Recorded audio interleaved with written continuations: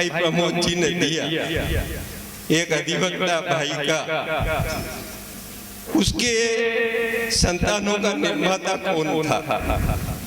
स्वयं खुद। क्या कभी हमने सोचा कि जो हम बच्चों से अपेक्षा करते हैं उस पर हम कितने खरे उतर रहे हैं? हम मूर्तियों की पूजा करते हैं, तस्वीरों की पूजा करते हैं, स्थानों पर जाकर उनको नमन करते हैं, मत्था टेकते हैं, लेकिन जो जीवित परमात्मा का स्वरूप है, ब्रह्मा निर्माता, हमारा निर्माण कहाँ से हुआ, कहाँ से आए हैं, कौन है हमारा निर्माता?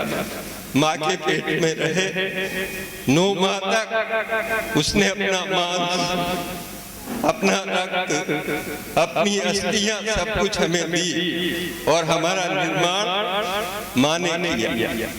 जब बाहर आए, पालन पोषण किसने किया?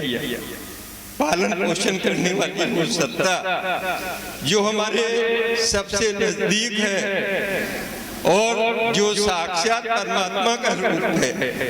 हमारे शास्त्रों ने भी उसको परमात्मा का रूप कहा है। जननी जन्मभूमि स्वर्गादपि गरीयसी। जननी और जन्मभूमि की महिमा गाई गई है। कुरान में कहा गया है जन्नत माँ के कदमों में है, जिसके हमारे शास्त्र, हमारे ऋषि मुनि जिसका गान करते हैं, उसका आज हाल क्या है, क्या दुर्दशा है। पालन पोषण सारे संसार के करने वाली एक शक्ति है, उसको कहा जाता है विष्णु। और हमारा पालन पोषण किसने किया? किसने हमें बड़ा किया? कौन हमारे कपड़े लाया?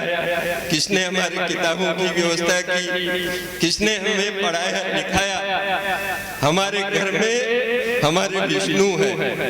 उस विष्णु को कभी हमने पहचानने की कोशिश की होती तो आज जो माता पिता के बारे में ये विचार आ रहे हैं, शायद उसको हम आत्मसात कर पाते। माता पिता प्रत्यक्ष भगवान का वरदान है।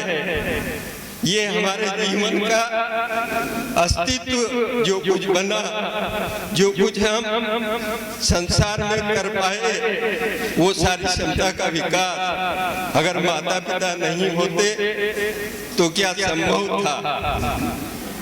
बहनों और भाइयों, आज का कलिकाल है और कलिकाल के बारे में जैसा कहा गया, आज माता पिता अपने बच्चों के लिए तरसते हैं और दुर्भाग्य से वो संस्कृति जिसको हम पाश्चात्य संस्कृति कहते हैं, माता पिता को कहाँ रखा जाता है? जहाँ बूढ़े हो जाते हैं, बच्चे पैदा होते ही, जवान होते ही काम करने लग जाते हैं, माता पिता को वृद्धाश्रम में भेज दिया जाता है। जैसा भाई गौतम जी ने कहा कि उनकी दृष्टि बदली, नजारे बदले उनके, तो सारा स्वरूप ही बदल गया। भगवान के रूप में माता पिता को देखने लगे, उनको जो आनंद आने लगा, हमारे जीवन में भी वही आनंद आ सकता है अगर हमारी श्रद्धा और निष्ठा हमारे माता पिता के प्रति जागृत हो जाए। बहुत बहुत धन्यवाद। बहुत ही सुंदर विचार थे और जो कमी हमारी बातों में रह गई थी वो क्योंकि आपने जिंदगी का अनुभव जिया है इसलिए वो पूरी कर दी।